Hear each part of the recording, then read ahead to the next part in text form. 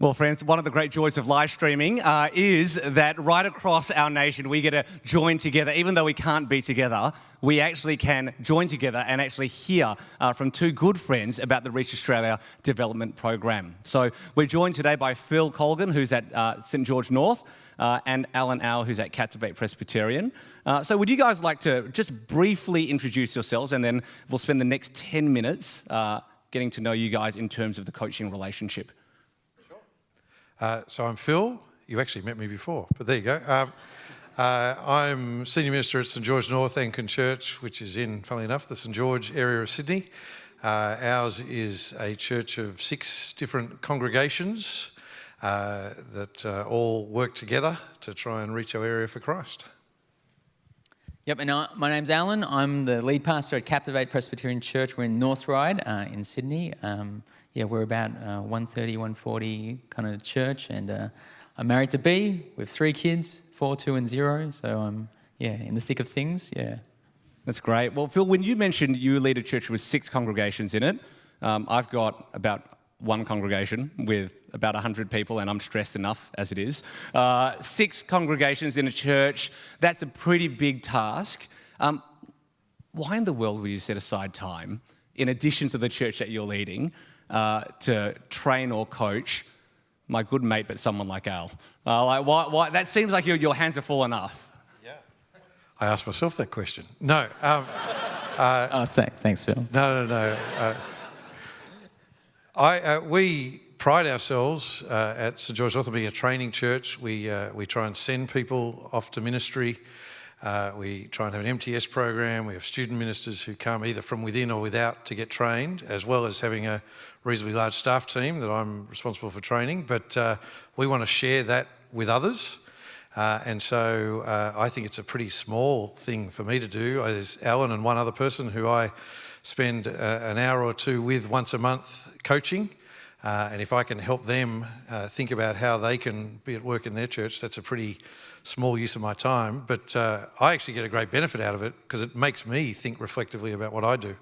So every time we talk, they think I'm helping them when I'm frantically taking notes about what they're doing and applying it to my situation. But it also makes me actually reflect on why do I do what I do? Why do we do things the way we do? So I find it incredibly helpful for me as well as hopefully being helpful for them. That's a really helpful way to think about it, because I think often when we talk about coaches and people being coached, we always think about it in a one-way sort of relationship, as if the coach is just sacrificing but getting no benefit out of it. But there's a real benefit that not only you get, but St George North also gets from it as well. Yeah, exactly right. Al, what about you? I remember when you started at your church, I drove a hard bargain to try to bring you down to Melbourne. You said no, and you broke my heart, but that's okay. So do you want to tell us a bit about your church and what's its story been? When I was at college, I was entertaining all sorts of ideas. I want to go somewhere where I could really serve. So Captivate Presbyterian is actually my home church. It came out of an ethnic kind of Chinese church sort of deal. And actually today's material really resonated because I grew up in this church that didn't have a minister for about 10 years, but it was just guys opening up the Bible, praying, discipling people, exactly what we've been talking about.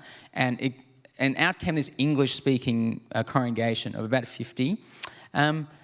As I grew up there, we eventually did get a minister. But I ended up going back and knocking you back, Adam, because the minister that was there actually had to step down because of moral failure. It was catastrophic for the church. It was a little community, but it really gutted them. But what really impressed me was these guys, in the saddest circumstance, did exactly the same thing. Whipped out God's word, prayed for each other, discipled each other. And that's what got me excited to actually go back to help this church, which I thought was full of wonderful people who wanted to make a splash for Jesus. It would be an incredible privilege for me to have a shot at helping them grow together. Yeah, that's great. And then, so you've been there how many years now? This is my 5th year out of college. 5 years. Okay, so at about 5 years, you chose, for whatever reason, to say, I'm going to go seek out and sign up for the Reach Australia Development Program. What led to that for you? Yeah, so I came back to this church and, I said, look, whilst I was at college, I'm looking at this 5M stuff. Oh, are we still allowed to say M's? Yeah, I don't know. Anyways, I said, we're really good at this maturity stuff. but we know that our evangelistic temperature is low. People walk through our front doors. We can't connect with them. They don't stay. Do we want this church to grow? Do we want our service, which has remained unchanged for the last 10 years, to actually have a bit of life to it? And so I signed up to this program because, well, for the sake of my church, because we actually all wanted to grow. We wanted to see the gospel reach people who needed to know Jesus. I signed up for the sake of myself. If I wasn't growing, there was no way this church was going to grow. I needed that sort of input. And I guess for the sake of the gospel, I wanted to join something where I knew that my gospel convictions were just going to be prod and poked and just energized. And so, yeah, the Reach Australia program was, something that I think appealed to me because of that. Yeah, great. Maybe both of you can speak into this. Your churches, in one sense, from what I gather, couldn't be more different. Your personalities are, I take it, slightly different as well. How do you marry those two things together, if at all? Like, does that help or does that hinder the coaching relationship? I don't know if Phil actually knows this, but I actually asked Scott if I could have Phil for my mentor. I don't know if he ever told you. Yeah, and I actually don't know whether you're still allowed to do that, so don't quote me on this. But I actually deliberately wanted someone who I knew was very different. And that came out in our first coaching session. We're talking about preaching. Phil was like, if a couple of people are a little bit annoyed at me after my talk, I've done a good job because I've really pressed the gospel into them. Al, how do you naturally feel if a couple of people are annoyed at you after you preach? I avoid conflict like there's no tomorrow. I want everyone to be happy with me, think think the best of me. So I was like, yeah, but it's exactly why I wanted someone who was, different, in all the best ways, really in all the best ways. And it's been so enriching this whole time because of that, yeah. Phil, how have you found it, being such different people and contexts as well? Well, my heart's been warmed tonight, but I think it's really important to understand what the coaching relationship is and why it works that way. It's not my job to tell Alan how to run Captivate Church and how to reproduce St George North at Captivate with all its strengths and all its weaknesses. It's my job to help him reflectively think about what he's doing and think theologically about it, think in terms of the church consult he's had, how to put that into practice. So it doesn't matter that we actually have very different churches and different personalities. We're not that different, Alan. Come on. But the key is that I help him think theologically and critically about what he's doing, and then it's up to him to work out if that's right for what he does at Captivate. Yeah. Al, do you want to give us an example of a time that you found it really helpful? Because I know there's a lot of development programs out there. There's a lot of things that you can sign up for. But what makes this development program particularly helpful for you? Yeah. Look, we can, I've been coming to some of these conferences and, even with the consult, you get this, really fat report about all kinds of things you could be doing better at. And, but it's one thing to hear what we're hearing this week and to read this report about my church and but it's just that one step, and it's the most crucial step to actually making it happen. And that's where the coaching really is great. Like one of the things, going from 50, closing on 150, one of the huge things that we've been talking about is how to decentralize ministry from me. I actually had quite an emotional reaction to this idea that I don't get to have a coffee with every single newcomer. Like that going forward, I need to decentralize that from me. That was one of the best bits of being the pastor, and welcoming every single person into Captivate. And I'd been doing that this whole time. So just having someone who could actually hold me accountable. Hey, do we still think that's a good idea? Let's move through all this. I'm not a feelings person, and I found myself having a lot of feelings about this, and having someone to help me through that strange experience was exactly what Phil, Phil, how exactly did you help Al through that experience? He's a feelings person. That's because I'm a feelings person. Yeah. Would you like to nominate which feeling in particular?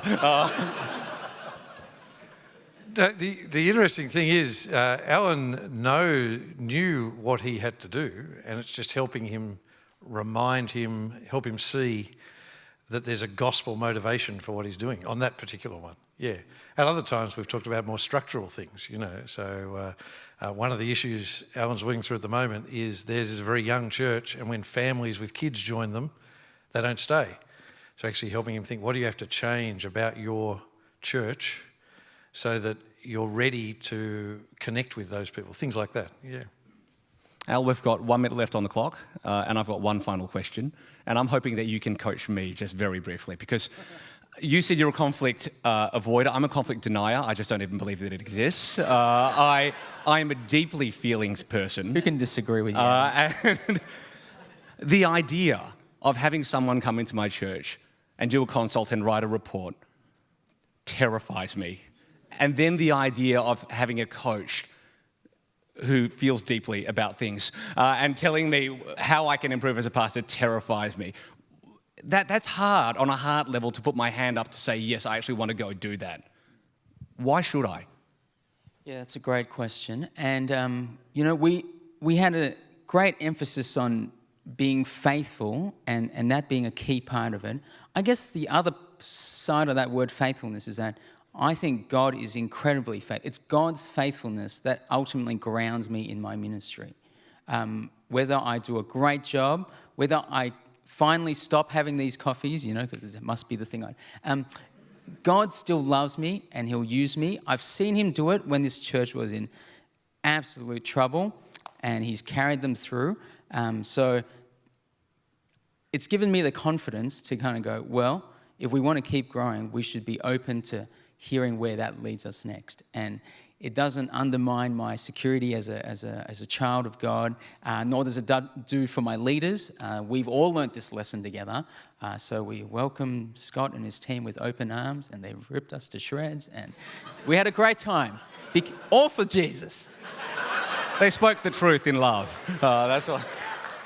All right, well, thank you so much, guys. I'm going to invite Andrew to come up now, and he's going to cast some vision for us. Help us understand where we're headed. And then we're also going to hear from Derek about celebrating the many churches that have been planted over the last 10 years as well. Why don't you give these guys a hand?